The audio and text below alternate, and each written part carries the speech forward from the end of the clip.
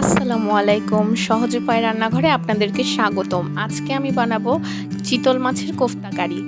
প্রথমেই কোফতা কারি বানানোর জন্য আমি নিয়ে নিয়েছি চিতল মাছের পেটির যে পিসটা, গাদার যে পিসটা সেটা নিয়ে নিয়েছি। তো প্রথমে গাদার পিসের থেকে আমি কাঁটা চামচ দিয়ে ভিতরকার যে মাছগুলো সেগুলো ছাড়িয়ে নিচ্ছি। আমরা এখানে যেহেতু চামড়াটা ব্যবহার করব তা আমরা এভাবে ছাড়িয়ে নিচ্ছি, আপনারা চাইলে নাও ব্যবহার করতে পারেন। প্রথমেই আমি এর ভিতরে দিয়ে দিচ্ছি, মানে মাছের পুরটার ভিতরে দিয়ে দিচ্ছি আদা বাটা 1 চা চামচ, 1 চা চামচ রসুন বাটা, 1 চা চামচ জিরার গুঁড়া এবং 1 চা চামচ শুকনা মরিচের গুঁড়া। আপনারা ঝাল বুঝে দিবেন, আমরা যেহেতু একটু বেশি ঝাল খাই তো আমরা 1 চা চামচ শুকনা মরিচের গুঁড়াই দিয়েছি। স্বাদ মতো লবণ, আপনারা স্বাদ বুঝে লবণ দেবেন এবং আমরা এর ভিতরে দিয়ে দিচ্ছি আধা চা চামচ হলুদের গুঁড়া। এখন আমি এর ভিতরে দেবো কুচি করা পেঁয়াজ। আমি এখানে আধা কাপেরও কম কুচি করা পেঁয়াজ ব্যবহার করেছি যেহেতু আমার মাছের পরিমাণ। আর এখানে আমি চামড়াটা রেখে দিয়েছি মাছের, যেহেতু আমার আমি কোনো কিছু এখানে ওয়েস্ট করব না। এবার আমি এটাকে অনেক সুন্দর করে মেখে নিব। এখন আমার মাখানো যে মাছের পুরটা আছে সেই মাছের পুরটাকে আমি আমার মাছের চামড়ার ভেতরে বসিয়ে নেব।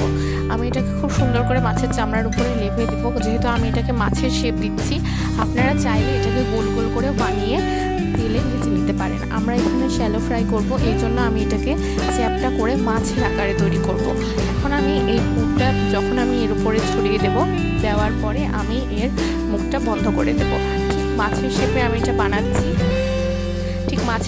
এটা বানাচ্ছি, এই জন্য আমি এটাকে একটু চেপে দেব, বেশি চাপা চাপে না। আর যেহেতু এটার ভেতরে কোনো গ্যাপ জায়গা রাখবো না, এই জন্য আমি দেখে দেখে দিচ্ছিলাম যাতে কোথাও ফাঁকা না থাকে। এখন আমি এর ভিতরে দেবো আরেকটু মাছের পুর দিয়ে সমান করে দেব।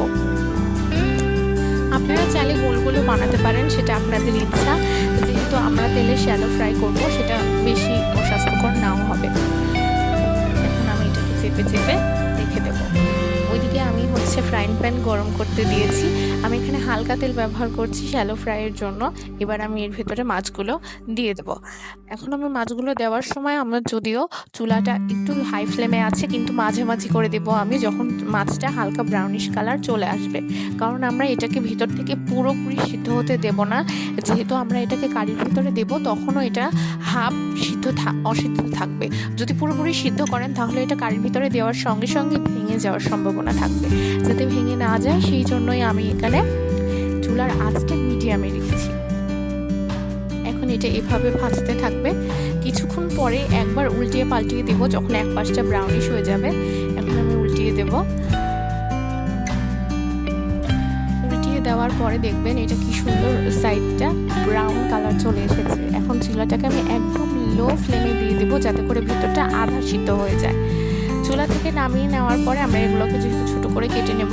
আর আপনাদের বোঝার সুবিধার্থে আমি আমার যে মাছের পুর বেঁচে গিয়েছিল সেই মাছের পুর দিয়ে আমি একটা গোল করে বানিয়ে নিয়েছি, যাতে আপনারা বুঝতে পারেন। আপনারা চাইলে ওইভাবেও বানিয়ে নিতে পারেন।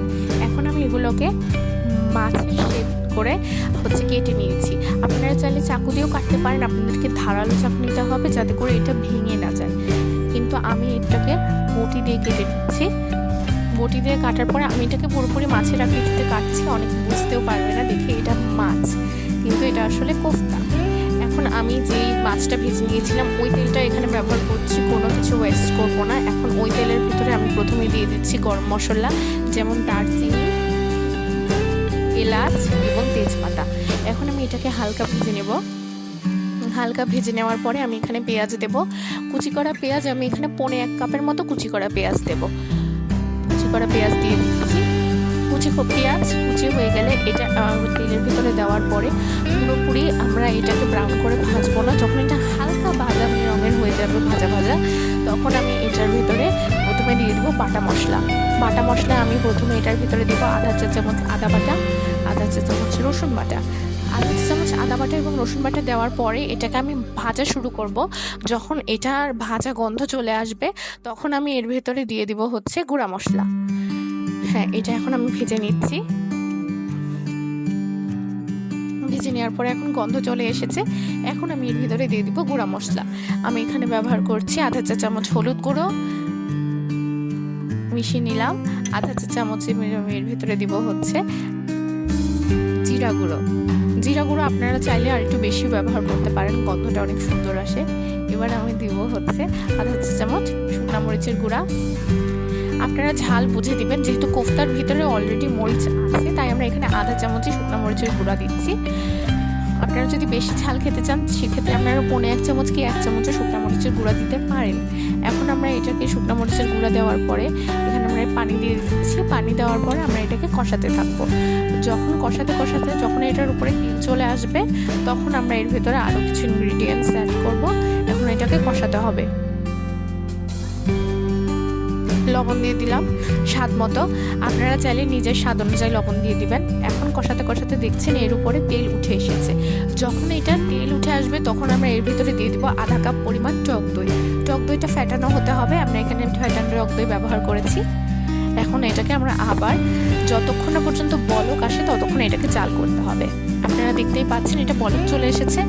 আপনার পছন্দের ঘনত্বের উপর নির্ভর করছে। আমরা যেহেতু এটা বেশি ঘন পছন্দ করি তাই আমরা এর ভিতরে কোনো পানি দিইনি, শুধু টক দই দেওয়ার পর এটাকে জাল করেছি। আপনারা যদি এটা আরও পাতলা গ্রেভি চান তাহলে আপনারা এর ভিতরে অল্প পানি দিতে পারেন। আর বলক চলে আসার সঙ্গে সঙ্গে আমরা আগে থেকে করে রাখা কোফতার পিসগুলো অ্যাড করে দেব। এই টাইমটাতে চুলার আঁচটা জোরে রাখবেন, নাহলে মাছটা গলে দেওয়ার সম্ভাবনা। এখন আমরা এটাকে ঢেকে দেব। দেখছেন যেহেতু উপরে তেল উঠে এসেছে এটা হয়ে গিয়েছে। এখন আমি তেজপাতাটা সরিয়ে নিচ্ছি, পরিবেশনের সুবিধার্থে আমি তেজপাতাটা উঠিয়ে নিচ্ছি। আপনারা চাইলে তেজপাতাটা রাখলেও সমস্যা নেই। এখন আমরা এটাকে পরিবেশন করব। চুলাটা বন্ধ করে দিয়েছি। আপনারা চাইলে আরও শুকিয়ে নিতে পারেন, সেখানে আপনাদের চয়েস। আমরা এবার লাস্টে একদম পরিবেশনের আগ মুহূর্তে চুলা বন্ধ করার পরে আমরা এখানে 1 টেবিল চামচ ঘি দিয়ে দেব। ঘি দেওয়ার পরে আর নাড়াচাড়া করব না, কিছুক্ষণ পরে আমরা এটাকে নাড়িয়ে দেব। নাড়িয়ে দেওয়ার পরে আমরা এটা পরিবেশন করব।